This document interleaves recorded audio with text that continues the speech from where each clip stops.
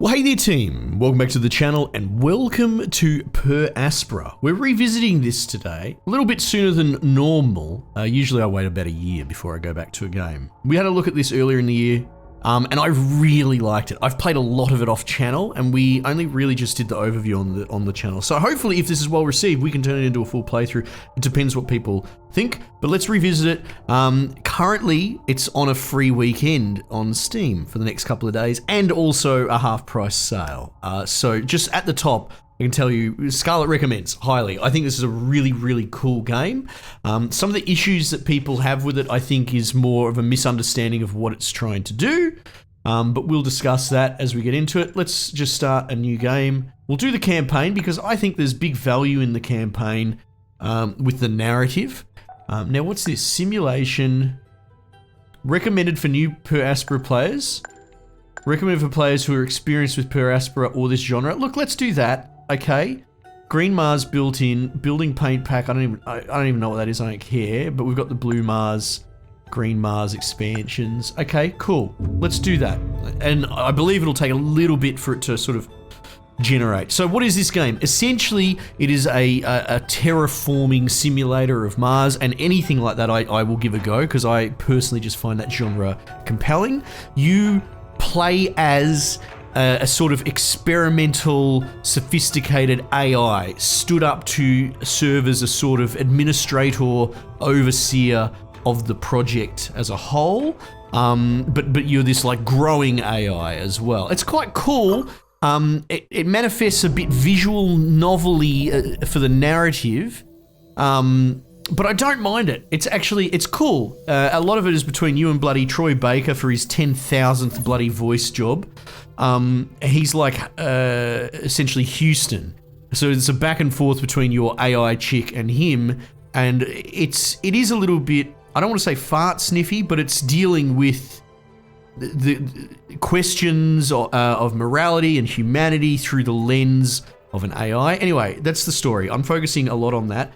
At the core, this is a sort of logistics chain management game, and it's quite robust in its simplicity.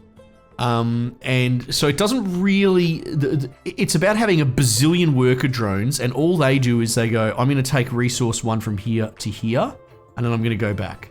And then the next bloke's going to go, I'm going to take that resource from there to there. So that's the whole core of the game. Now, I better answer this phone. Amy, this is ISA Mission Control calling from Earth. Are you with us? So when you scale that up, it can become quite overwhelming on your network if you don't build accordingly. Hello, confirm. Affirmative, Houston. I am with you. I am with you. Great. The primary Mars module has already touched down at the designated landing zone. Yes, It's your seen. turn to take control of the mission. There it is right there, Check look at that. the left edge of your display. You can come in and have it. How do I move Follow the camera? them There we to set go. up the initial base on Mars' surface.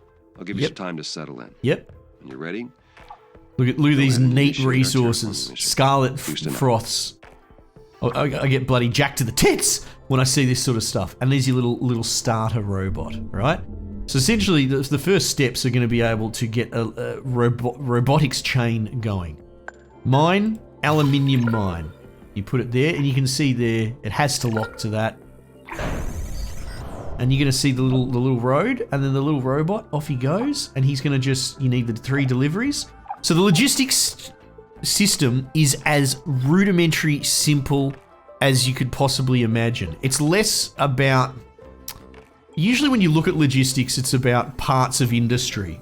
This is about the actual management of individual worker The landscape is so handovers. cratered and desolate. Wait, this is my voice that I am hearing. Correct. It's me. So that's just building I am away. talking to myself. I must be verbalizing my thoughts as I process them. And then What an he interesting function. will start bringing... I would like to test this some more. What other observations bring can I glass make about back? Mars? Maybe not. What about Mars? Mars is inspiring. This planet is so resilient. I'll let it her inspires talk. great things. Okay, so. Mines, aluminium mine up and running, silicon mine. Let's plonk that there. So one of the most interesting things is a lot of overlays. An F1 overlay is king. This is how you play the game. This is how you understand the game. What this is telling you is what this little robot's jurisdiction is. As it comes up against other areas, it will its smart segments into subcategories. Now, we're only dealing with tiny things here. This game gets to a point where you have entire bazillions of things going on. Like, this scale's high, right? So this is very humble beginnings. So as soon as I build another worker platform, the game will, like, say I put a worker platform here, the game will actually turn it into 2 regions. And essentially they will cross state lines. So in this case, he's delivering within his region, but they will cross into the next region's line to drop off a resource and no more. Unless you do something like prioritize, you can turn the priority up. Dudes will just carry the resource all the way. It's actually hyper inefficient on your established network. You probably shouldn't do that if you can help it, right? Anyway, so essentially that's all that the AI does. Not very complex, but that's sort of where the beauty is. He will take his resource, say you've got industry over here and it goes through 6 sections. All this bloke will do is just drop it into the next area. And then this bloke will grab that and he'll drop it into the next area. Or I think they deposit it into the next area. They don't grab it necessarily. I'm not sure, but either way, you understand what I'm saying. They don't go more than 1 step across. Anyway, factories, glass kiln. You can see there that it will put bloody sand into the thingo. You can see here it gives you a preview of the road network. Let's do that. Get it all connected. So he's going to need steel and aluminium, and you can see this is making silicon there. And what is going on? Let's speed it up. You can speed it up very fast. So you can see that's producing aluminium there. That's the raw resource, and it is finite. There we go. So now we can produce glass. Okay. What other mines have we got now? Carbon. There should be a carbon deposit. That'll do there. Now, if you overtask your network, I mean, let's pause and let's do exactly that. Let's just really load it up, because you will see the problem. Now, this wants silicon and aluminium. In an ideal world, somewhere like that would be good. Now that's interesting. One of the things, like, do you want to build compact, or do you want to sort of spread everything out? I don't know. Each to their own. I think there's an argument for both sides. And then steel wants aluminium and iron.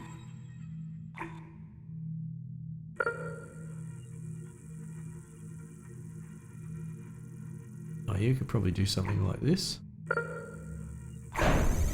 Right, so if you watch, it queues them onto the back of each other, and we've only got this one little robot to action everything. So he's driving around trying to move everything.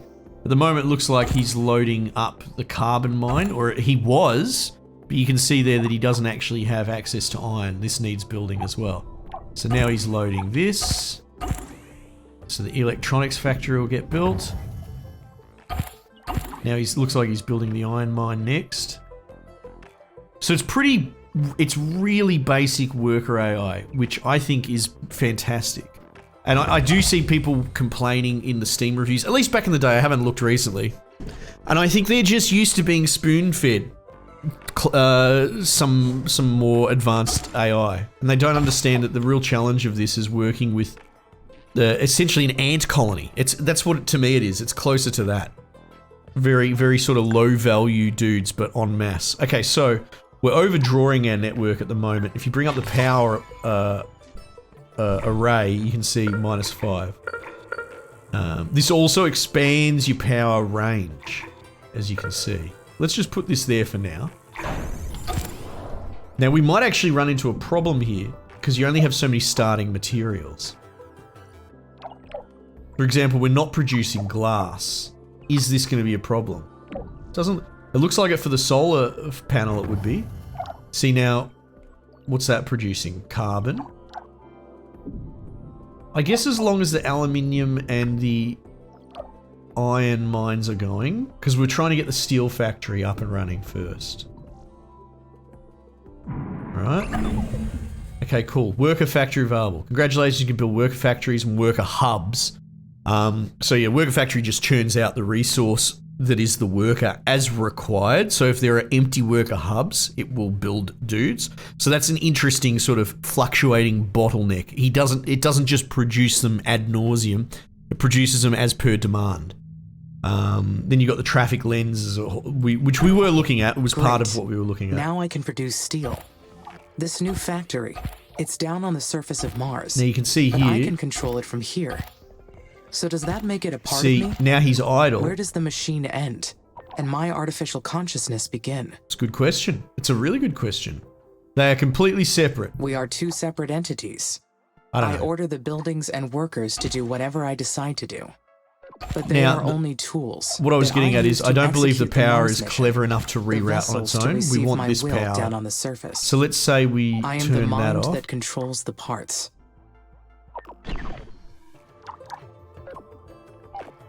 There we go. So we get this machine going. Again. Yeah. Amy, this is Houston. Do you copy? I copy Copy. Houston. Reading you loud and clear. Excellent.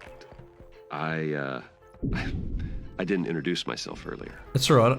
I'm a I am robot. Dr. Nathan Foster. I lead the team here at ISA that built you, and Come on, I'll be build helping more you get the glass. mission underway. We put you in hibernation for the trip from Earth, so Should be able to power all this I'd like back to up. check your basic functions to make sure it's all in order. Yep, Why don't okay. we start with your core memory? Can you state your primary directive? Admit forgetting. I am afraid that I cannot. That's okay. Your system may need Worker more time hub. to initialize. In the meantime, you can always refer to the mission guidelines printed in the upper left corner of your display there. You'll also have a built-in knowledge base. You can always access your operational directives there. All right. Next, I'd like to check your decision-making processes. You may have already noticed that there are resource veins outside the boundaries of your initial base. So your workers may not have the battery capacity to reach some of them. How would you solve this problem? I'd use worker hubs. Building worker hubs between the resources and the base would solve the problem. Yes, that's correct. Yeah. Other buildings would extend your base as well, but they Can I have my require PIN more power license and now? resources. So worker hubs are the most efficient way to do it. Correct. This mission's going to be a challenge. Alright, so now lot this that will can make go wrong. parts. We expect to extend humanity's reach beyond Which we need for the anything worker previously factory. achieved. But you are not just any AI system. You're well beyond that. We made you an artificial consciousness.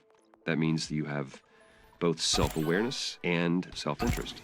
And that is the last See thing the I checked today. red because the Okay. network is Yes, Dr. overstrained, Foster. and then these particular Very good. parts And have would you more traffic please than state most. a positive and a negative So what if we put a aspect worker hub of like yourself? near here somewhere? Answer not I am found. sorry, Dr. Foster. I'm perfect. Running that question through my cognitive system did not return an answer. Roger that. Nothing to worry about. Just Alright, means so your system parts should be requires getting more input and manufactured experience to here. process that You'll load question. that up eventually. That will come with time. Let's proceed with the mission. ISA has approved the first crewed flight to Mars. You'll need to expand the base to prepare. Yep. So get to work on that. I'll Yep. check back in later to see how things are going. So we've got to get Base ready for the expansion is a go. scientists. Houston out. So baby steps getting your infrastructure up for making worker factories. Workers, I guess. Just waiting for this parts factory to tick over.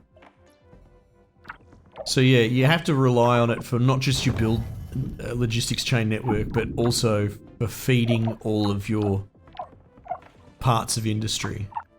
There we go. So he'll probably deliver that eventually. There we go. Worker factory. Bang! Finally. And I so you can build see here additional 1 out of workers 2. now. I will appreciate the extra hands. Yeah. But I wonder, do I really need them? They will give the mission a boost. They will give my functionality a boost. They'll give the mission a boost. They will be a great boost for the mission. Having more workers will allow me to allocate resources more efficiently. Now here's the thing. This extends our power network as well. So there's probably something to be said about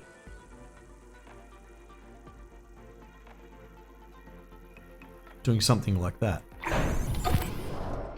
But, you know, I'm no expert, and it's been a hot second since I've actually played this. At the time, when I first covered it, I played a bucket of it. So we get this power network up and running. Get our glass kiln going. We're just waiting on parts and electronic parts. You can see this poor little bloke is so overtasked.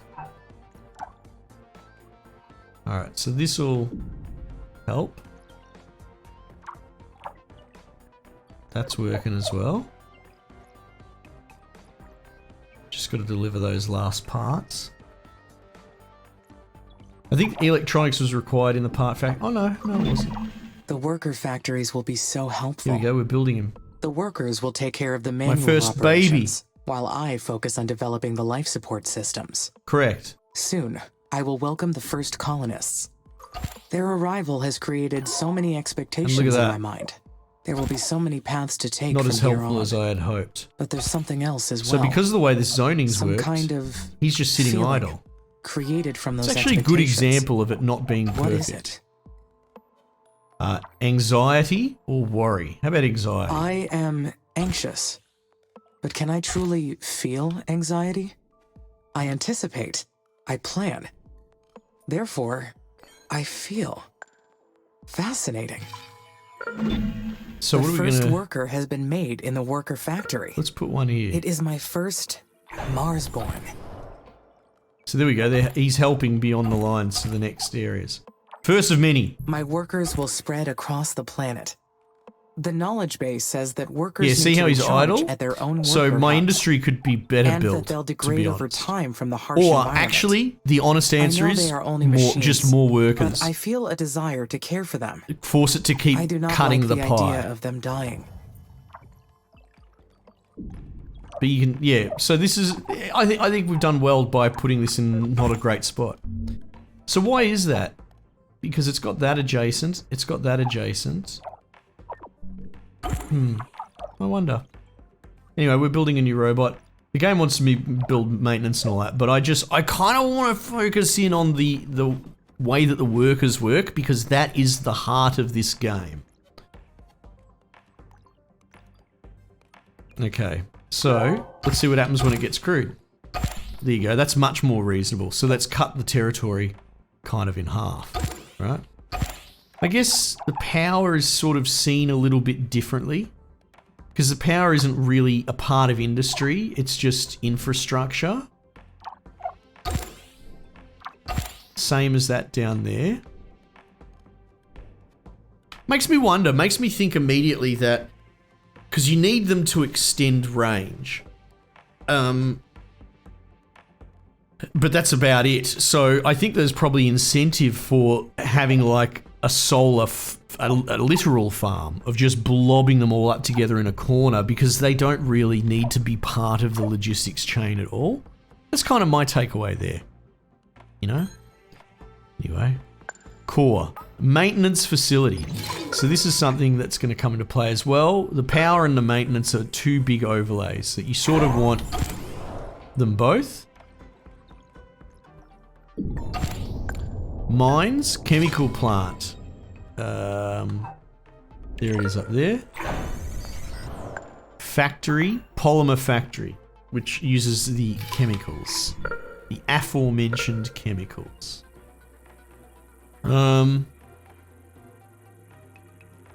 Yeah. I'm tempted to jam it right up against this bloke just because of his efficiency. In fact, almost like that, because it's the opposite side of the...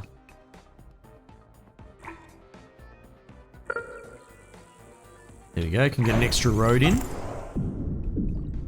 Because these zones will shift as you add buildings in. Okay, so that needs polymers, which means it needs this built. You also got to be careful that, see this situation here, they can't actually drive through an unbuilt area. So they can use this road around here, but I've done that where you can kind of brick your playthrough, especially early, if you sort of chain a line of buildings, but one at the end is a prerequisite to one closer, if this makes sense. I'd be curious if this rezones. No, but obviously that's been folded into there.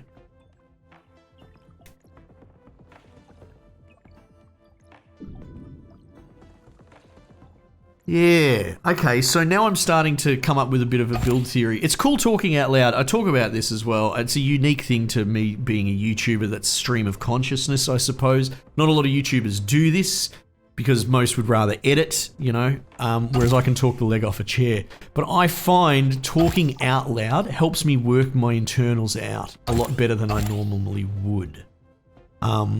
So something that I've sort of come to realize just now is, yes, putting a solar farm or, you know, putting the power stuff in a corner altogether is a great idea.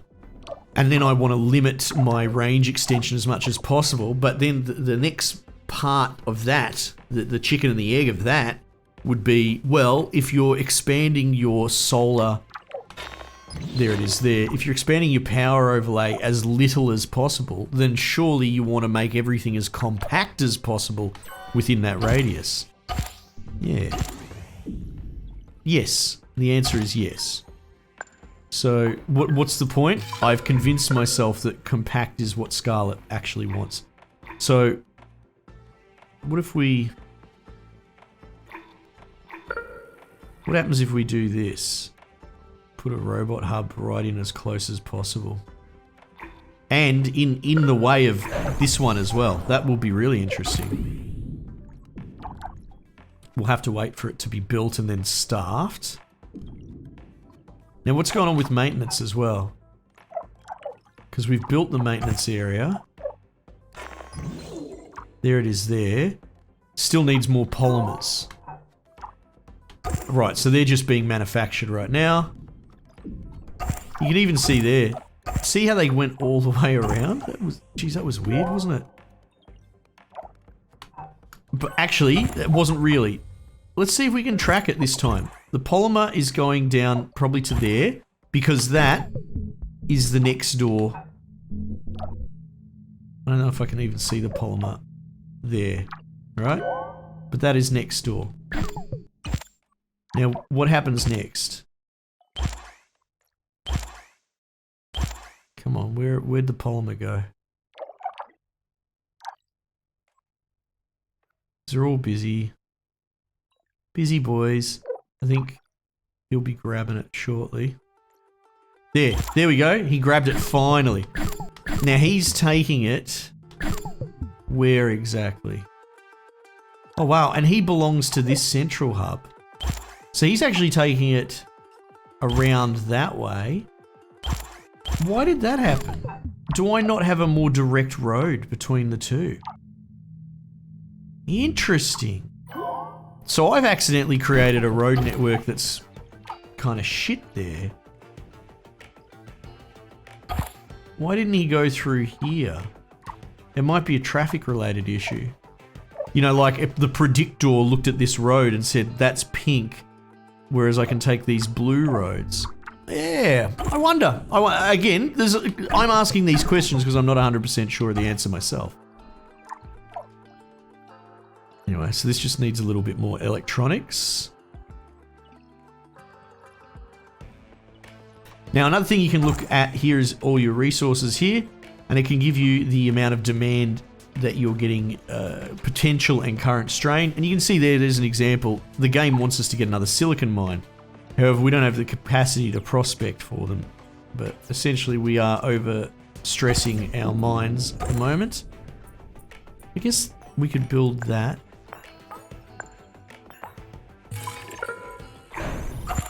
Now, that's probably going to be outside our power network. So then the question would come up, you know, how are we going to cover that? And probably by expanding out as far as we possibly can. See how it has to be tethered to a sister power thing.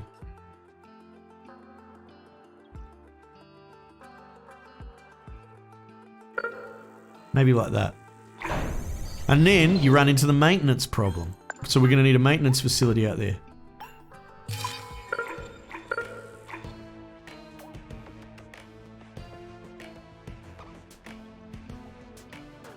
Let's maybe do something like that. What we really need to get early is this. Aerological scanner. And this is how we will prospect for more stuff. Putting it right in the center is sensible.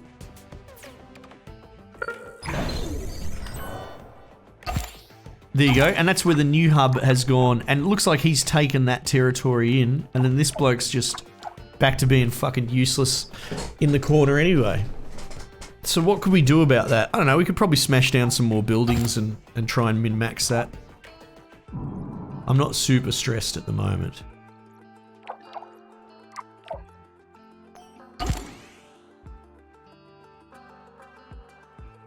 So, can we get that? Yeah, good. Good, good, good. Because then we'll build the solar farm because we're down power. We should get more workers.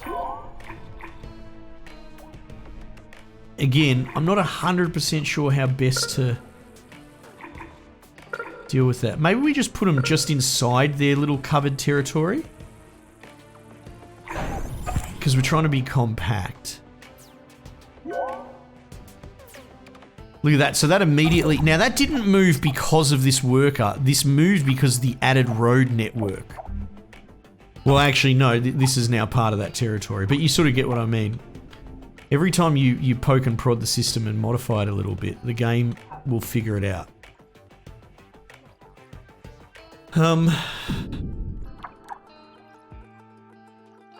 Are we getting enough power? Well, this is interesting, actually. So what if we go and we try and put my theory into practice?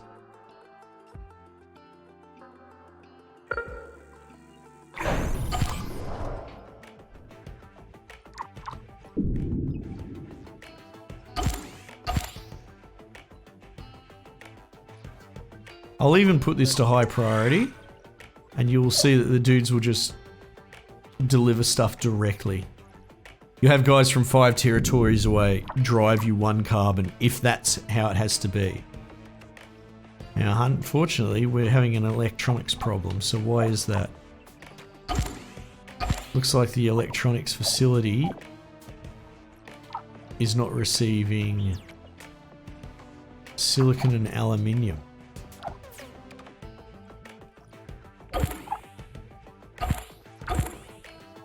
Well...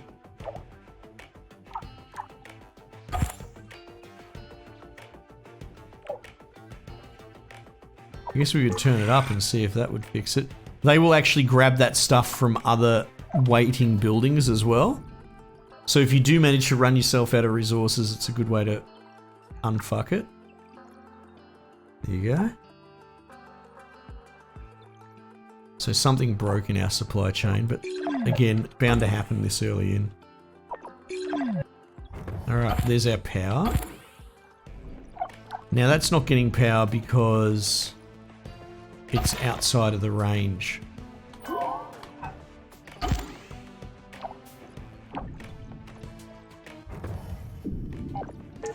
However, they should still be able to get out there, right? And build it. There you go.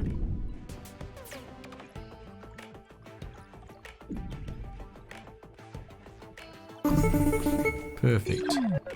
What's up? Amy, this is Houston. Hello, Houston. We've detected high wind speeds in your area. A sandstorm may be heading your way. These storms can damage your buildings, so check their structural integrity periodically to rebuild or repair if necessary. Roger, Nathan. Houston out. So we're getting a serious electronics bottleneck, and we need the aerological scanner. That's how we break into the next part of the game. So what's going on with our... You can see maintenance requires it as well. Efficiency needs input.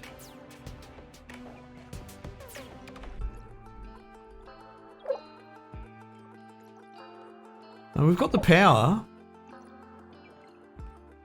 Honestly, we just need more... We probably just need more workers.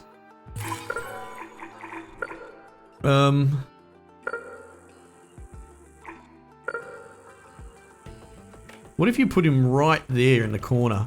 Make the game think about how it's going to deal with it. That's kind of cool, isn't it? And then you probably want to try and actively build your industry into white zones. There's a theory. There's another, yeah, another theory. But you can see there's all sorts of issues with this. Because traffic jams up too. That's why there is traffic overlays. And he's not getting anything at all. Now granted, we need electronics for this too.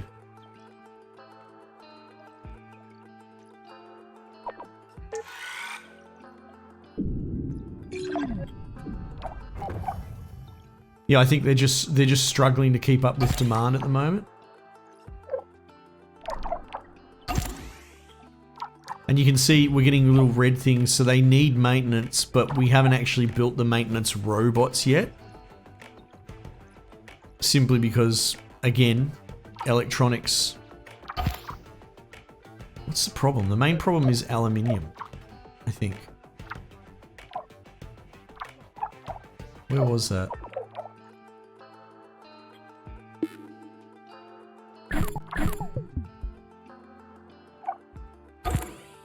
I mean, it's producing as fast as it possibly can.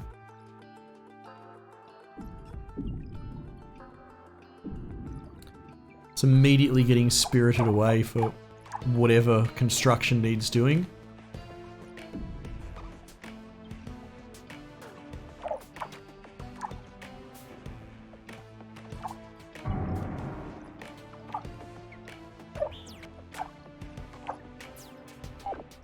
If I prioritize this, I don't suppose I've got 8 electronics in play.